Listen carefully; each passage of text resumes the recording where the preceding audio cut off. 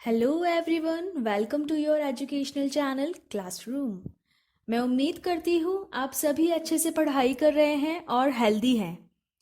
आप सभी ने चैप्टर लाइट के लास्ट 2 वीडियोस को अच्छे से समझा और काफ़ी अच्छे कमेंट्स किए। And those who haven't seen the previous videos please watch it. I have given the links of both videos in the description box. So let's start with today's session. As earlier I told you the property of light of getting bounce back when it is in contact with some opaque medium, and light की इसी reflect होने की property plus loss of reflection को follow करते हुए आज हम सभी स्फेरिकल मिरर्स के बारे में बात करेंगे। बच्चों, हमने जाना प्लेन मिरर से कैसे रिफ्लेक्शन होता है और इमेज किस तरह से वर्चुअली प्लेन मिरर के पीछे बनती है। लेकिन आज हम प्लेन सरफेस ना लेके कर्व सरफेस का यूज़ करेंगे और देखेंगे किस तरह से कर्व सरफेस के थ्रू रिफ्लेक्शन होता है एंड रियल इमेज कैसे बनती है। Before moving forward, I want to show you some interesting pictures that you may have seen around you. Like in figure 1, there is a mirror in the amusement park and a lady looking at the image of her hand. Oh, but it's not her real hand. You can see the enlarged image of her hand. Okay, we will talk about it later.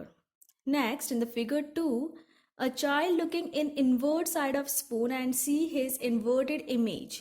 Again, उसे अपना उल्टा image कैसे दिखाई दे रहा है ये भी आपको आगे समझ आ जाएगा।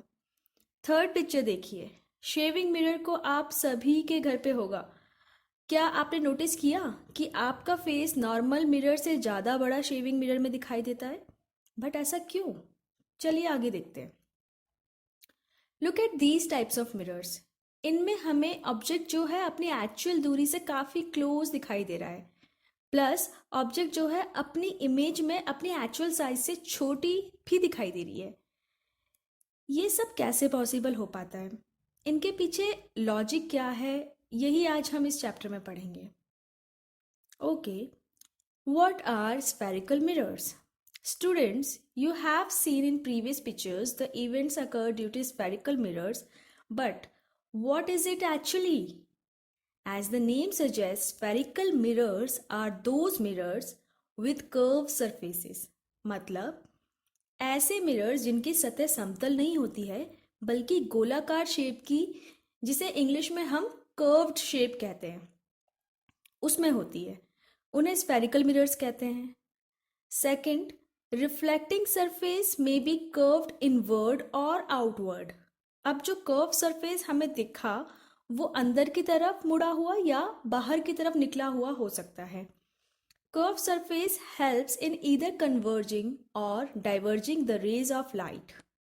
अब क्योंकि ये सरफेस फ्लैट नहीं होती है तो इन पर फॉल होने वाली रेज भी बेंड हो जाती है, जो कि दो तरह से होती है। या तो सभी रेज मिलकर एक पॉइंट पे कलेक्ट हो जाएंगी जिसे हम कन्वर्जिंग कहते हैं, या फिर बाहर निकले हुए सरफेस से टकरा कर फैल जाती है जिसे हम डाइवर्जिंग कहते हैं। बाकी इनकी और डिटेल्स अभी हम आगे पढ़ने वाले हैं। Now next, spherical mirrors are of two types according to their curvature, concave and convex.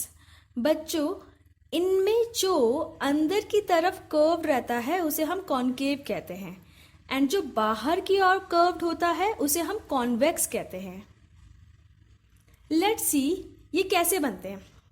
How spherical mirrors are made? See, at starting we have a hollow spherical shaped glass ball. Means glass का बना हुआ ऐसा ball जो अंदर से खोखला है। अब इसे जब बीच में मशीन के थ्रू कट करते हैं तो ये दो पार्ट में डिवाइड हो जाता है। अब इनमें से एक को हम कनकेव बनाते हैं और दूसरे को कॉन्वेक्स। वो कैसे होता है आइए देखते हैं। देखो, मैंने 2D पिक्चर से शो किया है, एंड आपको एग्जाम्स में भी कनकेव और कन्वेक्स जब भी बनाना हो तो ऐसे ही बनाइए। फर्स्ट कनकेव को देखो। The reflecting side of concave mirror is curved inward and dashed line represents polished surface. आप लोग जानते हो कि हम फेस रिफ्लेक्टिंग साइड से ही देखते हैं, एंड अब कनकेव में हम जब भी देखेंगे तो वो अंदर की ओर मुड़ी हुई साइड पे दिखते हैं। बच्चों आप लोग इसको ऐसे याद कर लो, कॉनकेव, केव में माने गुफा, तो जो गुफा जैसा दिख रहा है वो कॉनकेव हो जाएगा। एंड इसके अपोजिट वाला देखिए, कॉन्वेक्स मिरर, इसकी रिफ्लेक्टिंग सरफेस वो वाली है जो आउटवर्ड साइड कर्व्ड है, बाहर की ओर निकली हुई है, एंड इनर साइड पॉलिश किया हुआ है। तो आपको पता लग चुका है कि कॉनकेव एंड कॉन्वेक्स मिरर को नोटबुक पे कैसे शो करना है, तो कैसे करेंगे, फाइन। नेक्स्ट, अब हम कुछ इजी इजी बेसिक से टर्मिनोलॉजीज देख लेते हैं, then we will move forward. Number 1, ray of light. A line drawn in the direction of propagation of light is called ray of light. जिस भी डायरेक्शन में लाइट मूव कर रही है तो हम उसे शो करने के लिए एक रे ड्रॉ करते हैं, जिसका सिंबल मैंने आपको नीचे डायग्राम में भी बताया हुआ है। एरो जो बना हुआ है वो ये बताता है कि लाइट किधर जा रही है। Number 2, beam of light. A group of rays of light emitted by a source of light is called a beam of light. A beam of light is of 3 types. जो अभी हमने लाइट रे देखी, जैसे अगर वैसे ही और भी लाइट रेज कलेक्ट होके किसी डायरेक्शन में जाती हैं तो हम उस कलेक्शन को बीम ऑफ लाइट कहते हैं, मतलब रेज का कलेक्शन बीम कहलाता है। ये 3 तरह से कलेक्ट होती है। नंबर 1, पैरेलल बीम, जिसे सभी रेस पैरेलल चल रही है आपस में। नंबर 2, डाइवर्जेंट बीम, जिसमें सभी रेस एक सोर्स पॉइंट या सरफेस से बिखर जाती है और फैल जाती है, जिसे आप डायग्राम में देख सकते हो, सभी रेस अलग अलग डायरेक्शन में जा रही है। Number 3, convergent beam. ये डाइवर्जेंट बीम का अपोजिट होता है, उसमें रेस फैलती नहीं, इसमें रेस मिलके एक फोकस पॉइंट पे आके बनती है, मतलब एक ही पॉइंट पे सारी इकट्ठी हो जाएंगी। और इन्हीं सभी आती हुई रेस को जो पॉइंट पे जहाँ ये मिलती हैं उसे हम फोकस पॉइंट कहते हैं। ओके, तो इन्हीं रेज और बीम्स का यूज करके हम आगे डायग्राम बनाना सीखते हैं। Now we will see some terminologies related to the spherical mirrors. Okay, number 1, pole. The center of reflecting surface of spherical mirror is known as pole. Pole is generally represented by capital P. मैं आपको diagram के through समझाती हूँ। यहाँ 2 spherical shape है जिनमें एक side polished है और एक साइड रिफ्लेक्टिंग है। You can see the diagram. A is for concave mirror and B is for convex mirror. Point P को देखो बच्चों, आप लोग देख सकते हैं पॉइंट P मतलब पोल, वो मिरर के बिल्कुल सेंटर में होता है। बच्चों इन टर्मिनोलॉजीज को आपको लर्न रखना है, तभी हम प्रॉपर डायग्राम बना पाएंगे कनकेव और कन्वेक्स के लिए। Number 2, centre of curvature. The point in the center of the sphere from which the mirror was sliced is known as the center of curvature and it is denoted by the letter capital C. अब जो ये concave और convex है वो actually में part तो एक बड़े स्फीयर का होता है, जैसे हम पहले देखे थे किसी बड़े स्फीयर को कट करके हमने बनाया कनकेव और कन्वेक्स मिरर, बट जो उसमें स्फीयर का रियल यूज था, उसमें जो रियल स्फीयर था उसका जो सेंटर पॉइंट था उसे हम सेंटर ऑफ कर्वेचर कहते हैं। अब बच्चों पूछते हैं कि आप लोग पूछते हो कि अब तो वो स्फीयर नहीं रहा, लेकिन बच्चों ध्यान से देखो, चाहे अभी ये मिरर बड़ा स्फीयर नहीं है लेकिन पार्ट उस स्फीयर का ही है, तो सेंटर पॉइंट चेंज नहीं होगा। जैसे एक सर्कल को जब आप कंपास की हेल्प से ड्रॉ करते हो और बाद में उस सर्कल का कुछ पोर्शन रब कर देते हो, तो भी जो बचा हुआ सर्कल का पार्ट है उसका सेंटर वही रहेगा जो पहले था। सिमिलरली यहाँ हो रहा है एंड इसे हम कैपिटल C से रिप्रेजेंट करते हैं। Radius of curvature. The distance between the center of curvature and pole of the spherical mirror is called radius of curvature. It is denoted by the letter capital R. बच्चों just जो आपने centre of curvature पढ़ा उसी point का use करके आगे हम पोल तक एक लाइन ड्रॉ कर देते हैं। क्या वो रेडियस नहीं हो जाएगा? सेंटर पॉइंट से सरफेस तक का जो डिस्टेंस होता है, चाहे स्फीयर हो चाहे सर्कल, उसे रेडियस ही बोलते हैं। आई थिंक ये बहुत इजी था समझना। Next, aperture. The diameter of reflecting surface of a spherical mirror is called aperture, shown as M capital M dash, that is vertical line joining capital M and capital M dash. You can see that the total surface used as a curvature of mirror is marked by M and M dash. This surface is known as aperture. ऐसे समझ लो कि कोई surface या face या front side कितना broad होगा, उसको science में हम एपरेचर बोलेंगे। Principal axis. Imaginary line passing through the center of curvature and pole of spherical mirror is known as the principal axis. बहुत इजी है स्टूडेंट्स, ये वो इमेजिनरी लाइन है जो कि pole and centre of curvature दोनों से पास होती है। डायग्राम में जो लाइन एक्स वाई से शो हो रही है, दोनों ही केस में वो प्रिंसिपल एक्सिस है। नेक्स्ट, फोकस और principal focus. Principal focus is a point on the principal axis where parallel incident rays meet after reflecting, whereas focus is just a random point where some rays meet. It might be at principal focus or otherwise. जैसा कि मैं आपको पहले भी बता चुकी हूँ, principal focus वो पॉइंट होता है जहाँ सभी reflecting rays after reflection from surface of mirror meet होती हैं। अच्छा बच्चों, यहाँ एक डिफरेंस याद रखिए, principal focus point principal axis पे ही बनता है, जो कि जस्ट पोल और सेंटर ऑफ कर्वेचर के मिड में होता है। लेकिन अगर आप ओनली फोकस बोलते हो तो वो कहीं भी हो सकता है, जरूरी नहीं प्रिंसिपल एक्सिस पे ही हो। Next, focal length. The distance from pole to focus is called focal length. Focal length is denoted by letter small f. Focal length is equal to the half of the radius of curvature. Like in case of radius of curvature, it is the length between center of curvature and pole. Similarly, focal length is the length between focus point and center of curvature. But as I said, on the principal axis, it is sharply a midpoint of center of curvature and pole. Then we can also say focal length is just half of the radius of curvature. तो I hope आप अब से focal length पूछा जाए and radius of curvature given हो, then उसका just half करके आप आंसर बता दोगे। Now last, focal plane.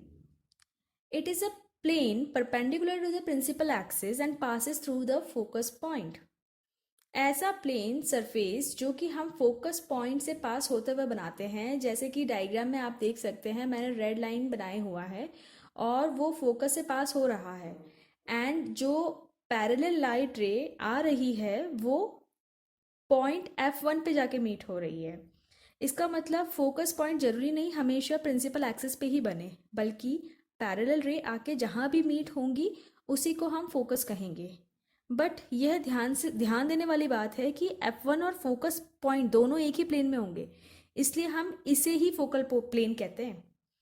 अच्छा, राइट साइड में कॉन्वेक्स के केस में वहाँ लिखा हुआ है virtual focal plane. Virtual means fake या इमेजनरी, तो कॉन्वेक्स में आपको रियलिटी में लाइट रे वहाँ पे मीट होती हुई नहीं दिखती है, बट ऐसा लगता है कि उस पॉइंट से आ रही है। इसी को हम appears to be coming from the point कहते हैं। ओके, ये टर्मिनोलॉजीज आपको हेल्प करेंगी आगे दोनों मिरर से बनने वाले इमेजेस के रूल को समझने में। Okay, students, have you ever been at amusement park?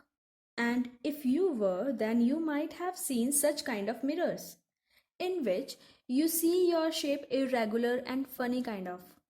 I enjoyed a lot when I saw myself in such mirrors. So what is the logic behind those? Actually, these are spherical mirrors and also combination of plane mirror, concave, convex mirror, which makes the image of object accordingly and you see yourself in a different way. But still, what is the real science behind it. First, let me tell you some basic rules of functions of spherical mirrors. Like case 1, reflection of rays parallel to principal axis. Students, in both cases of concave and convex mirrors, the rays which are parallel to the principal axis after reflection through the surface always go towards focus point.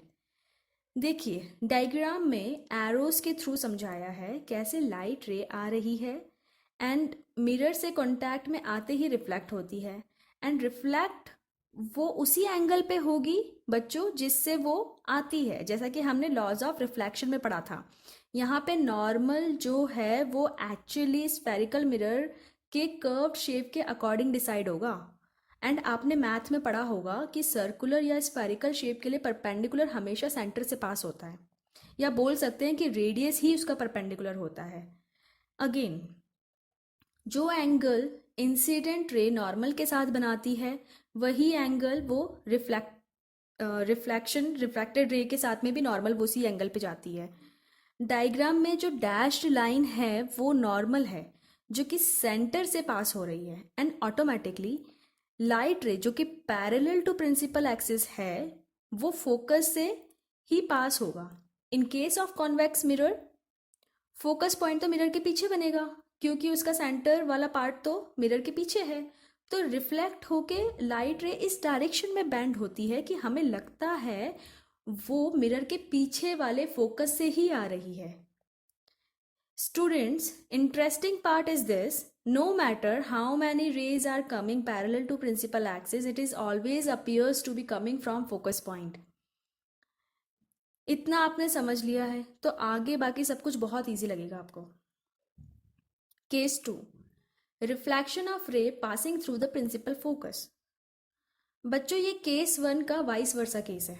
जैसे पहले parallel थी तो after reflection focus में से जा रही थी, but अब फोकस से अगर वो आती है तो after reflection parallel to principal axis जाएगी।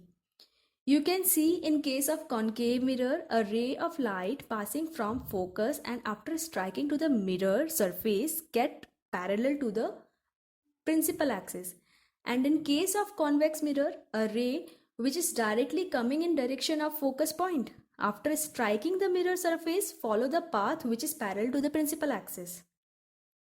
Done. Now case 3, ray passing through the center of curvature. As I have told you students, a line passing from the center point of sphere or circle will always be perpendicular to the circumference, and here the aperture behaves like a circumference as it was earlier a part of holosphere. So basically it is normal to the surface, and any ray which is coming in direction of normal makes an angle of 0 degree with normal. So it trace back the same path from which it is coming, क्योंकि centre of curvature से निकलने वाली raise normal ही होती है। तो इस case में हमें पता लगता है कि कोई भी रे अगर सेंटर ऑफ कर्वेचर से पास होती है तो सरफेस से कांटेक्ट आते ही वो उसी पाथ पे रिट्रेस हो जाएगी फिर से। Now last rule, case 4, ray incident obliquely to the principal axis. Obliquely means slantly, मतलब सीधा ना आकर तिरछा आ रही है। तो लाइट रे जब ऑब्लिक्यूली फॉल होती है तो कुछ एंगल जरूर बनाएगी, and as you know normal से जितना एंगल वो बनाएगी उसी एंगल पर रिफ्लेक्ट भी होगी। Angle I will always be equal to angle R. So you can see in both diagrams how a light ray falling obliquely and passing after reflection. Next, we will see images by concave mirror for various positions of the object. बच्चों, आप लोग थोड़ा confuse हो रहे होंगे कि अभी जो रूल्स पढ़े और अब जो हम पढ़ रहे हैं इनमें क्या डिफरेंस है। तो बच्चों, अभी जो हम पढ़ रहे हैं वो ऑब्जेक्ट के डिफरेंट डिफरेंट पोजीशंस की वजह से बनने वाली इमेजेस के रिगार्डिंग है क्योंकि हर बार अलग अलग एंगल पे लाइट फॉल होगी और उसकी वजह से हर बार अलग टाइप की इमेज हमें मिलेगी। अच्छा, डायग्राम में देखते हैं। एक कॉन्केव मिरर लिया है एंड मान लेते हैं जो ऑब्जेक्ट है वो पोल और फोकस के बीच में कहीं पे भी खड़ा है। तो जो पहले हमें 4 रूल्स पढ़े हैं उनमें से किन्हीं भी 2 रूल्स की हेल्प लेके हम ये पता लगाएंगे कि इस केस में इमेज कहाँ बनेगी। लेकिन हम इमेज की पोजीशन एंड नेचर का आइडिया लगाने के लिए केवल 2 रेज का ही यूज़ करते हैं। इससे ज़्यादा रेज आप ले सकते हो, लेकिन 2 रेज जहाँ मीट होती हैं उसी प्लेन पे हम पता लग जाता है कि यही इमेज बनेगी। आगे थर्ड रे का यूज़ करने की हमें ज़रूरत नहीं पड़ती है। अब देखो बच्चों, इसमें जो 2 रेज ली उसमें एक रे ऐसी भी होगी जो कि पैरेलल एक्सिस के प्रिंसिपल एक्सिस के पैरेलल ट्रैवल कर रही होगी। तो after reflection it will go towards focus point. And second ray हमें अज्यूम किया कि सेंटर ऑफ कर्वेचर की डायरेक्शन में मिरर से स्ट्राइक किया होगा, then it will retrace the same path. But जब हमने देखा रियल में दोनों रेज मीट नहीं होती हैं बल्कि एक्सपैंड हो रही है रिफ्लेक्ट होने के बाद, तो इमेज कैसे बन सकता है? जब मीट ही नहीं हो रहा है कहीं पे तो वहां पे इमेज कैसे बनेगा? लेकिन प्रैक्टिकली जब हम कॉनकेव मिरर में देखते हैं ना इस पोजीशन पे खड़े होकर, तो हमें इमेज बनता हुआ दिखता है। तो स्टूडेंट्स, यहाँ हमें वर्चुअल इमेज मिलती है। हमारी आइज़ क्योंकि डिटेक्ट नहीं कर पाती लाइट की स्पीड को एंड एज्यूम करती है कि वो रिफ्लेक्ट होके हम तक आती है। हमारा माइंड ये एज्यूम करता है कि मिरर के बैक साइड से आ रही है। एंड जब तक हम इन रिफ्लेक्टेड रेज को बैकवर्ड डायरेक्शन में एक्सटेंड करते हैं तब हमें वहाँ पे इरेक्ट, वर्चुअल और एनलार्ज इमेज मिलती है। जैसा कि आप लोग डायग्राम में देख सकते हैं, पीछे एक उसकी वर्चुअल इमेज बनती हुई दिख रही है जो कि बड़ी है, उसके ऑब्जेक्ट की साइज से रियलिटी में वो बड़ी दिख रही है हमें। आगे की ऑब्जेक्ट्स की पोजीशन में आपको ब्रीफली एक्सप्लेन करूंगी क्योंकि पैटर्न आपको समझ में आ चुका है। नेक्स्ट देखिए, इस केस में ऑब्जेक्ट को हमने जस्ट फोकस पॉइंट के ऊपर रखा है। सेम रूल को जब हम फॉलो करते हैं तो हम देखते हैं again both rays are not meeting but in case they are parallel to each other.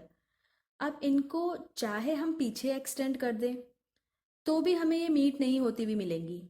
इसका मतलब इस केस में इमेज इन्फिनिटी पे जाके बनेगी। अब इन्फिनिटी का क्या मीनिंग है?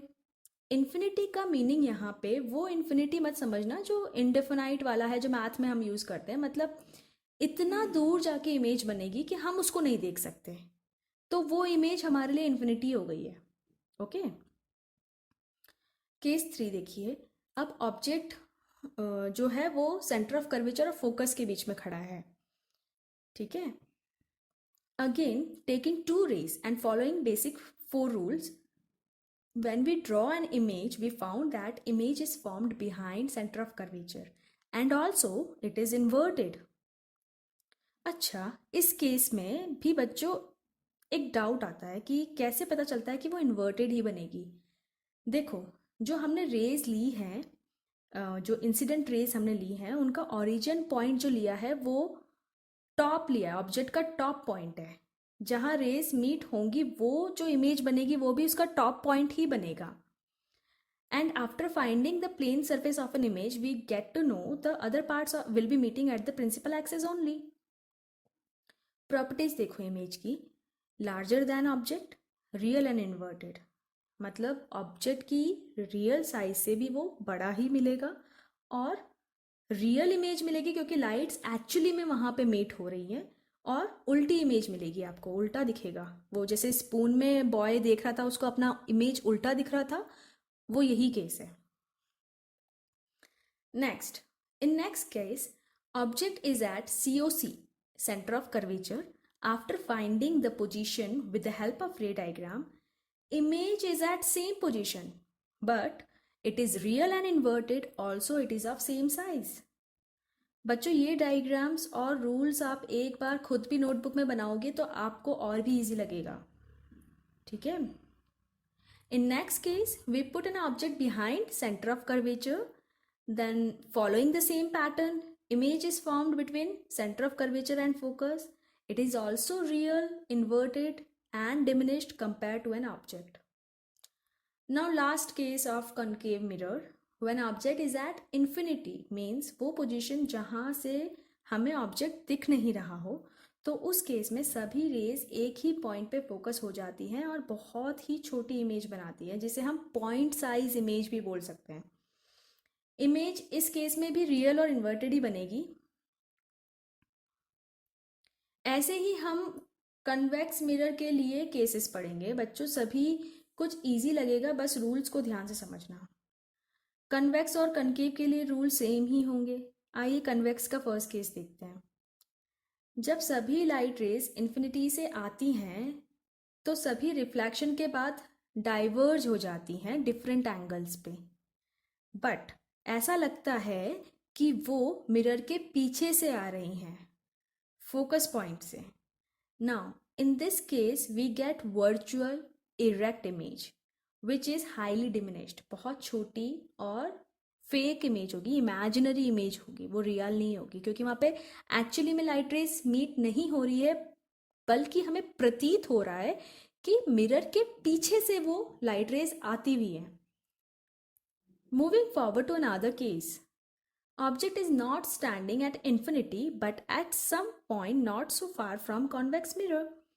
Again, with the help of two ray from which one ray parallel to the principal axis, after striking it bend in a way which seems like coming from focus point. In diagram you can see the path of ray from A to D and then X, and another ray is striking in such a way which is seems like coming from center of curvature and retrace the same path. Like आप देख सकते हो रे path AEC। Okay students, ये थे रे diagram for both concave and convex mirrors. इसे हम सिर्फ आइडिया लगता है कि इमेज कितना दूर बनेगी, क्या साइज होगा, रियल होगा, इन्वर्टेड होगा, एसेट्रा एसेट्रा, बट ये सिर्फ आइडिया देता है। क्या हम एग्जैक्ट लोकेशन हाइट पता कर सकते हैं? बिल्कुल। With the help of mirror formula, we can find the exact location of an image.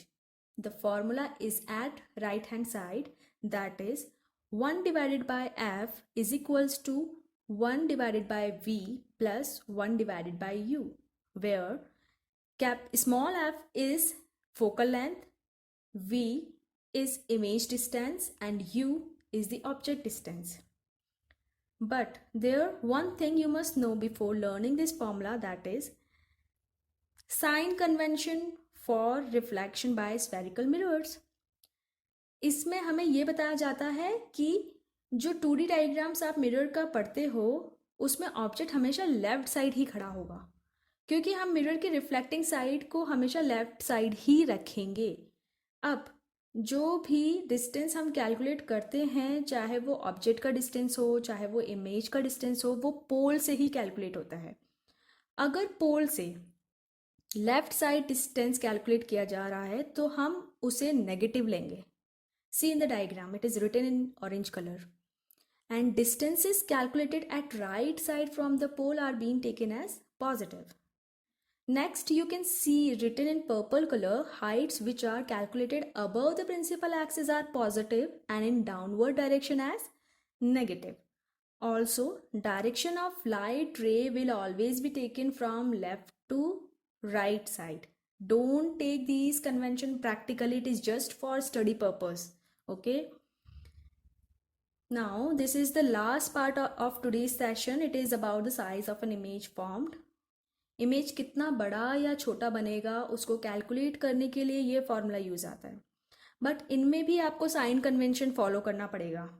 Magnification का मतलब सिर्फ यही नहीं होता कोई इमेज बड़ा दिख रहा है, बल्कि मैग्निफिकेशन हमें कंपैरिजन शो करता है ऑब्जेक्ट की साइज में और इमेज की साइज में। मतलब रेशियो बताता है कि ये ऑब्जेक्ट इतना बड़ा होगा तो इमेज इतना होगा, ऑब्जेक्ट इतना है तो, और वो भी डिपेंड करता है कि कौन सी पोजीशन पे वो खड़ा है, ऑब्जेक्ट किस पोजीशन पे खड़ा हुआ है। इसमें दो फॉर्मूला है, एक हाइट की टर्म्स में, दूसरा डिस्टेंस की टर्म्स में। बच्चों देखो, u का मतलब है ऑब्जेक्ट डिस्टेंस, एंड आपको अभी बताया था कि ऑब्जेक्ट हमेशा लेफ्ट साइड ही खड़ा होता है। देन ऑब्जेक्ट डिस्टेंस को आपको नेगेटिव लेना पड़ेगा। For example, suppose a boy standing in front of concave mirror at a distance of 10 centimeter. Then while writing in the formula, you need to write minus 10 centimeter there. Minus लिखना पड़ेगा क्योंकि वो left side में calculate हो रहा है। अगर जैसे अभी हमने डैश वाले पीछे इमेज बताए थे तो वो मिरर के राइट हैंड साइड में बन रहा था, तो हम उसे पॉजिटिव ले लेंगे। ठीक है, तो मैग्निफिकेशन के दो फॉर्मूला क्या हैं? एक है एच डैश अपॉन एच। यहाँ पे एच डैश इमेज हाइट है and H object height. But इस बात का ध्यान रखना होगा कि कौन प्रिंसिपल एक्सिस से ऊपर खड़ा है एंड इमेज कहीं प्रिंसिपल एक्सिस के नीचे तो नहीं बन रही है इन्वर्टेड इमेज, अदरवाइज हमें उसे नेगेटिव लेना पड़ेगा। Another formula is minus V upon U. V and U क्या है मैं आपको बता चुकी हूँ, लेकिन ये माइनस साइन ये जो माइनस साइन है इस फॉर्मूले में ये कंपलसरी है मिरर के केस में। अगर v या u में से कोई भी नेगेटिव वैल्यू निकलती है तो minus minus will be convert into plus. Okay, अच्छा स्टूडेंट्स, इस चैप्टर को थॉरोली पढ़िए and try to solve various questions. ये आज के वीडियो में हमने सभी थ्योरेटिकल बातें बताई हैं, लेकिन इनकी practical application and interesting facts पर भी मैं एक वीडियो बनाऊंगी, बट आपको एग्जाम के पॉइंट ऑफ व्यू से ये वीडियो बहुत बेनिफिशियल रहेगा। For any doubt you can put comment below and please share this video to more and more students. Thank you. See you soon.